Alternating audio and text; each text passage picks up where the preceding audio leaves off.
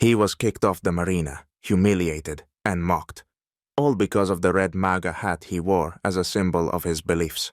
The manager thought she had rid herself of a problem, completely unaware that the man she dismissed was a Navy admiral, conducting a licensing inspection. What happened next sent shockwaves through the entire Marina, leaving everyone questioning their assumptions. This is the story of how one hat changed everything. The sun glistened on the waves, casting a sparkling glow across the Marina, where luxury yachts bobbed gently in their berths. Admiral James Cartwright stepped onto the dock, dressed not in his formal uniform, but in an unassuming polo, khakis, and the unmistakable red MAGA hat perched on his head. He wasn't here to flaunt authority, but to conduct an informal inspection of the yacht club he oversaw. Today was about seeing things as they were, stripped of pomp and ceremony. The club exuded exclusivity, sleek yachts, members in designer sunglasses, and a general air of unapproachable opulence. But none of this fazed James. What caught his attention was the woman marching toward him. Mid-40s, impeccably dressed in a tailored blazer and pencil skirt, she strode with the confidence of someone who ruled this floating kingdom.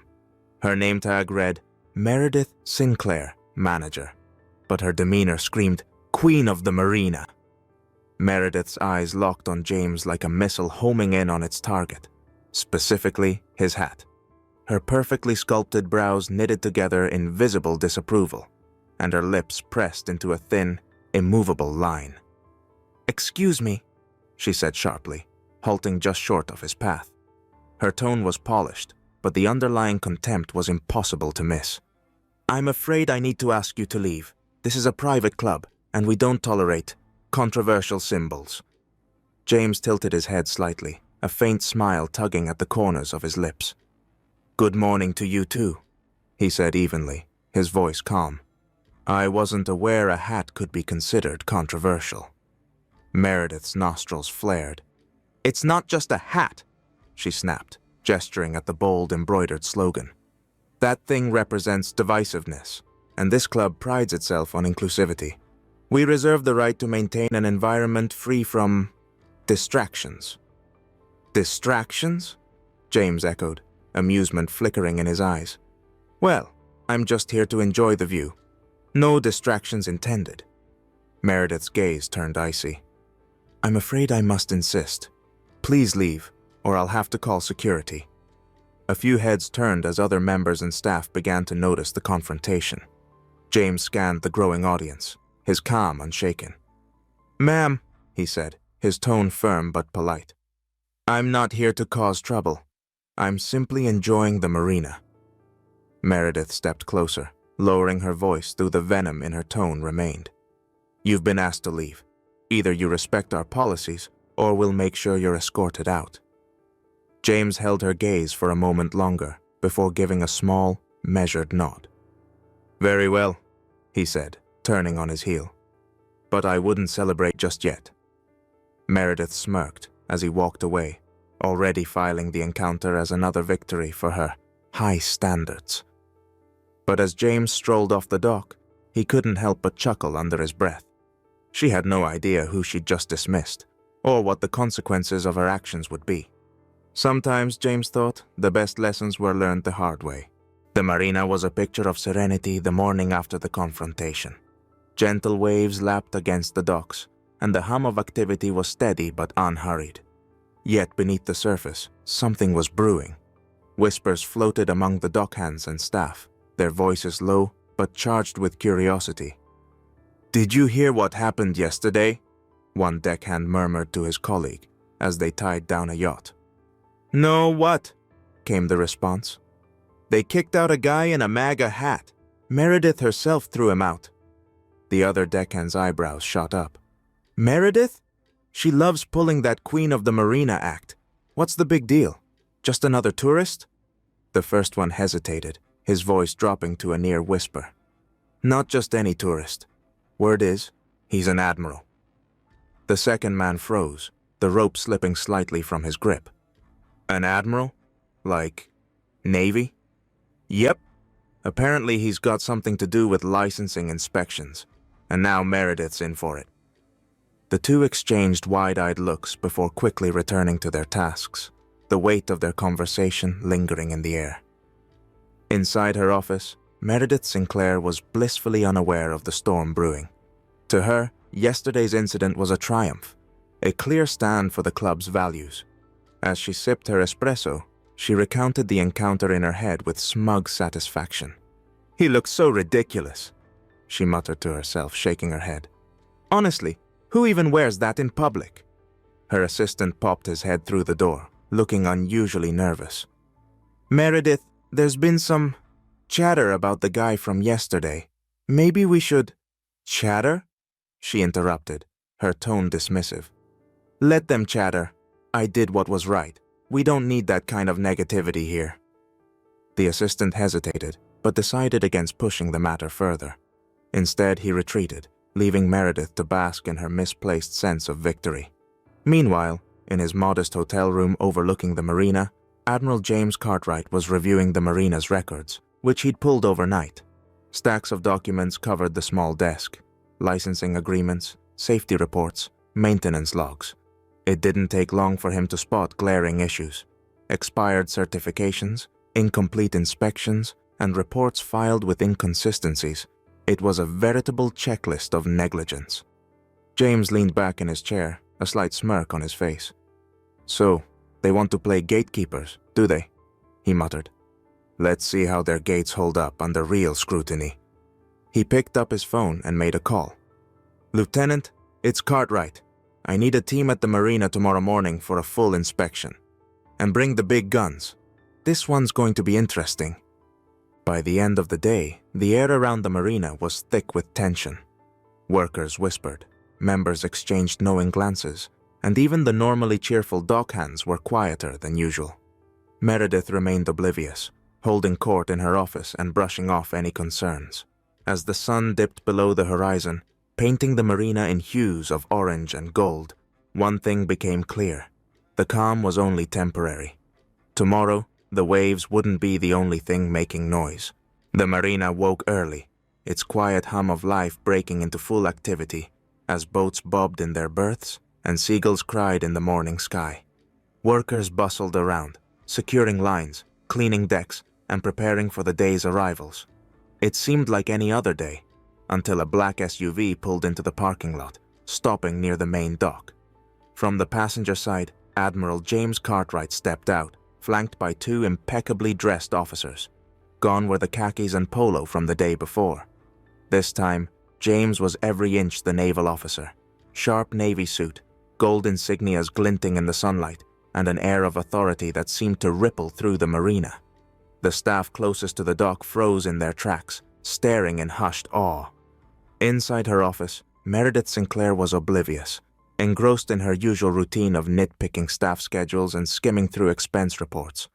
When her assistant timidly knocked on the door, she waved him off without even looking up. "There's a man here to see you," he ventured cautiously. "Tell him to make an appointment," Meredith said curtly, not bothering to lift her eyes from the paper she was scrutinizing. The assistant hesitated, his face pale. He's not asking, ma'am." Meredith frowned, finally looking up. Before she could question further, a firm knock echoed through her office. The door swung open, revealing Admiral Cartwright. Behind him, his officers stood at attention, their stoic expressions adding weight to the moment. "Ms. Sinclair," James said, his voice calm but unyielding. "I believe we have unfinished business." Meredith blinked, momentarily thrown off balance. She had half a mind to summon security, but something in James's piercing gaze made her hesitate. The uniform certainly didn't help. "Excuse me?" she managed, forcing a polite smile. "Who exactly are you, and what business do you think we have?" "I'm Admiral James Cartwright of the United States Navy," he replied, stepping fully into the room. "And I'm here on behalf of the Naval Coastal Authority to conduct a formal inspection of this marina." Meredith's smile faltered. "Inspection? What are you talking about? This is a private club." "And this private club operates under federal licensing," James countered smoothly, pulling a document from his briefcase. licensing that requires compliance with safety standards, environmental regulations, and operational integrity, all of which, I suspect, have been neglected." Meredith opened her mouth to respond, but found herself speechless. The assistant behind her took a small step back, clearly wanting no part in what was unfolding. Out on the dock, word of the Admiral's presence had spread like wildfire. Club members, staff, and dockhands gathered in clusters, whispering and sneaking glances toward the office. A few even pulled out their phones, filming discreetly. Inside, the tension was thick enough to cut with a knife. Meredith straightened her blazer, attempting to regain some semblance of control. "Look, Admiral, Mr. Cartwright, or whatever you prefer, I assure you, our Marina operates to the highest standards. If you have concerns, perhaps you should—" James raised a hand, silencing her. "Your assurance doesn't substitute for a proper audit, Ms. Sinclair, and based on what I've already seen, you'll have a lot of explaining to do." Without waiting for her permission, James turned to his officers. "Begin the inspection. I want a full report on all licenses, safety protocols, and maintenance logs." Meredith's face flushed with a mix of anger and panic. "You can't just—" "Actually, I can," James said, his tone icy. "And I will." The inspection began in earnest, with the officers methodically combing through the Marina's operations.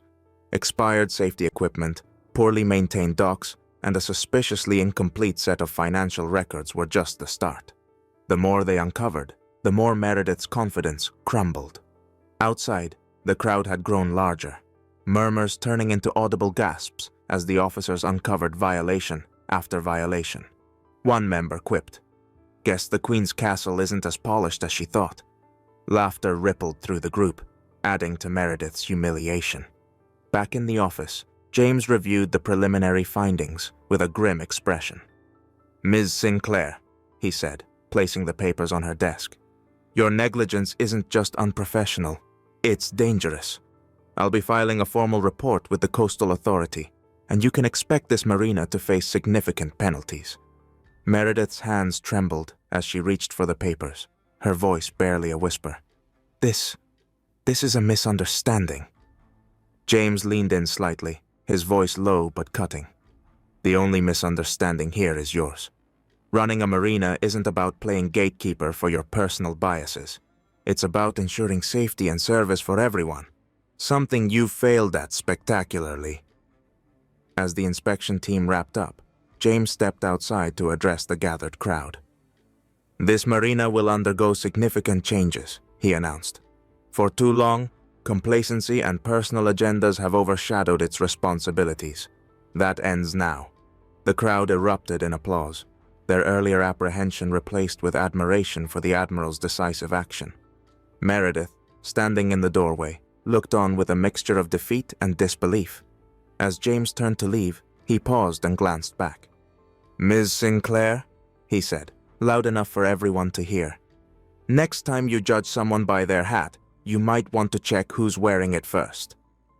With that, he walked away, leaving Meredith to face the consequences of her actions, and the Marina forever changed. The sun was high over the Marina, but the atmosphere in the yacht club was anything but serene.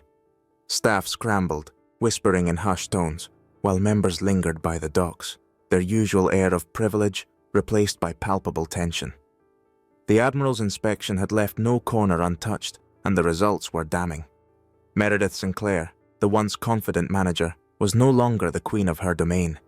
She sat behind the front desk, pale and fidgeting, her manicured nails drumming nervously against the counter. The cracks in her composure deepened as Admiral James Cartwright approached, flanked by his officers, each carrying thick binders filled with violations. James stopped in front of her desk, his expression unreadable. He placed one of the binders down with a deliberate thud, drawing the attention of every soul in the lobby. "Ms. Sinclair," he began, his voice calm but laced with steel, "I believe it's time we address the oversight in your management." Meredith rose from her chair, trying to muster some semblance of authority. "Admiral, I assure you, this is all a misunderstanding. We were in the process of updating our licenses." James raised a hand, cutting her off. A misunderstanding. He opened the binder to a page marked with red annotations. This marina hasn't passed a single safety inspection in the past 3 years. Equipment is outdated, your staff isn't properly trained, and you're operating under expired permits. If this is your idea of updating, I'd hate to see what neglect looks like. Meredith's face flushed, her usual sharp retorts replaced by incoherent stammering. We were planning to address these issues, I just needed more time. Time, James repeated, his tone colder. Ms. Sinclair, time isn't a luxury you can afford when lives are at stake. Do you understand the gravity of this situation? A single malfunction, a single oversight, could result in tragedy. The room was silent save for the quiet hum of the air conditioning. Staff and members stood frozen, their eyes darting between Meredith and James like spectators at a courtroom drama. As the inspection findings were presented, James didn't hold back. Each violation was read aloud, each failure a blow to Meredith's crumbling defense. The audience began murmuring, a mix of disbelief and anger spreading like wildfire. "This is unacceptable," one member muttered. "I trusted this place. How could she let it get this bad?" Another whispered. Meredith, visibly shaken, tried to regain control. "Admiral Cartwright, I assure you, I can fix this. We'll replace the equipment, renew the permits, whatever it takes. Just give me a chance." James leaned in slightly, his voice dropping to a deadly calm. "Ms. Sinclair, a chance was yesterday. Today is about accountability." The final blow came when one of James's officers stepped forward, presenting a report detailing financial discrepancies. Funds earmarked for maintenance had mysteriously vanished, and receipts for repairs were riddled with inconsistencies. The room erupted in gasps and whispers, the weight of the accusations suffocating. Meredith's carefully constructed facade shattered. "Those records, they must be a mistake," she stammered, her voice barely audible. James straightened, his presence towering. "Ms. Sinclair, the only mistake here was underestimating the responsibility of your position. As of this moment, you are relieved of your duties." The announcement hit like a thunderclap. Meredith stumbled back, her hands gripping the edge of the desk for support. Her eyes darted around the room, seeking an ally, but found only cold stares and shaking heads. As James turned to address the crowd, his voice carried an authority that demanded attention. "This marina represents more than just a place for leisure. It's a beacon of community and trust. That trust has been broken, but it will be restored." The audience erupted into applause, their initial tension replaced with a renewed sense of hope. Meredith, now a shadow of her former self, was escorted out, her face a mixture of shame and disbelief. James watched her leave, then turned to his officers. "We start fresh. No more shortcuts, no more excuses. This marina will become the standard of excellence it was meant to be." With those words, the chapter closed on Meredith Sinclair's reign, and a new era for the marina began. 1 week later, the marina reopened under a sky painted with hues of sunrise, symbolizing the fresh start for a place that had undergone a significant transformation. The faint hum of activity echoed across the docks as workers moved with purpose, their smiles reflecting a newfound pride in their jobs. The once muted atmosphere of dread had been replaced by an energy that buzzed like the waves lapping at the boats. At the center of it all was Admiral James Cartwright, strolling along the marina in his signature red MAGA hat. The controversial accessory no longer drew sneers or whispers. It was now a quiet, powerful reminder of the lesson learned by everyone at the marina. His stride was casual, his expression serene, but there was no mistaking the authority he carried. He was a man who didn't need to boast. His actions had spoken louder than words ever could.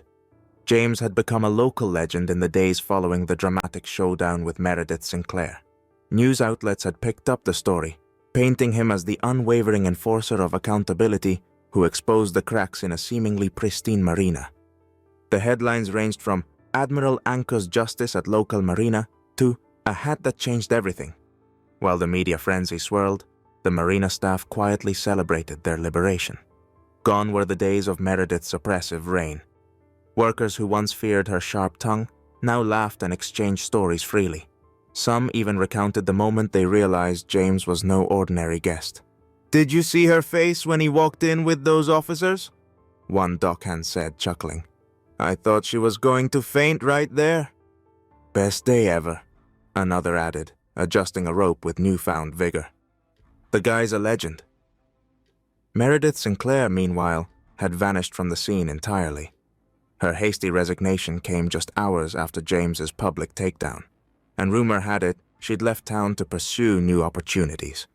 In reality, she was holed up in a small apartment on the outskirts of the city, her phone flooded with texts and emails containing links to viral memes mocking her downfall. One particularly popular meme featured a split screen of her smugly dismissing James and his triumphant return in full uniform, captioned, "When you judge a man by his hat instead of his rank." Meredith's social media accounts were deleted within days, but the internet never forgets. She'd become a cautionary tale, a stark reminder of what happens when arrogance meets accountability. Under new management, the Marina underwent rapid changes. Maintenance crews worked tirelessly to repair the dilapidated docks and update safety equipment, while staff underwent extensive training to ensure professionalism and inclusivity. The transformation wasn't just physical, it was cultural. Regular patrons noticed the difference immediately. "Feels like a whole new place," one yacht owner remarked. "The staff actually seem happy now. And the docks? Top-notch." James, though, refused to take a victory lap. He saw the changes as necessary, not extraordinary. To him, the Marina's revival was simply a reflection of what happens when respect and professionalism take precedence over bias and complacency. On the Marina's reopening day, James made his way along the docks, exchanging nods and smiles with staff and visitors alike. A young boy approached him, wide-eyed and clutching a small model boat. "Are you the guy from the news?" the boy asked, his voice filled with awe. James knelt to the boy's level, his smile warm. "That depends. Do they say I'm the guy who likes boats?" The boy laughed, nodding vigorously. "They say you're a hero." James's smile widened. "Heroes just do what's right, kid. Remember that." As the boy ran off to join his family, James stood, taking a moment to soak in the sight of the revitalized Marina. The boats gleamed under the sunlight, the water sparkled, and the laughter of children filled the air. It was a picture of harmony, a stark contrast to the chaos of just a week prior. James paused near the main dock, gazing out at the horizon. A passing couple recognized him and waved. "Thank you for what you did," they said, their gratitude genuine. He tipped his hat, still bright red, still unapologetically bold, and replied, "All it took was a little perspective." As he continued his stroll, a faint breeze carried the sound of applause from a group of dockhands who had gathered nearby. It wasn't loud or ostentatious, but it was heartfelt. James acknowledged it with a small wave, his calm demeanor unchanged. In that moment, it was clear. The Marina wasn't just a place for boats anymore. It was a symbol of second chances, accountability, and the power of standing firm in the face of adversity. And as Admiral James Cartwright walked off into the setting sun, one thing was certain. He didn't need to explain his values. He'd already shown the world what they meant.